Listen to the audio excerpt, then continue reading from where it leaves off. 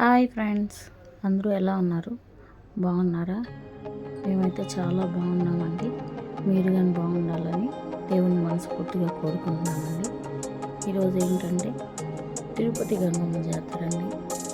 Post చేయడం చాలా late అయింది, ఎవరు ఏమనుకోవద్దండి. చాలామంది తిరుపతి గంగమ్మ తెలుసు కానీ జాతర ఎలా చేస్తారో తెలియదు కాబట్టి ఈ వీడియోలో జాతర గురించి చెప్దాం అనేసాను మీకు ఈ వీడియో రికార్డ్ చేశానండి.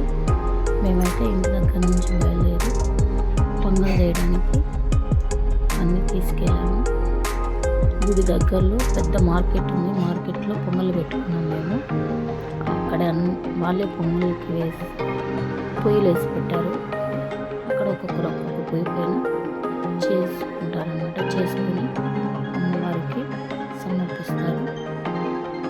పొంగల్ చేసి చీర, జాకెట్, పువ్వులు, గాజు, పసుపు, కుంకుమ అమ్మవారికి ఏమేమి సమర్పించాలో అవన్నీ తీసుకొని ఒక తట్టలో పెట్టుకొని తీసుకెళ్ళి అమ్మవారు పొడి స్తంభం దగ్గర వేసుకుంటారు.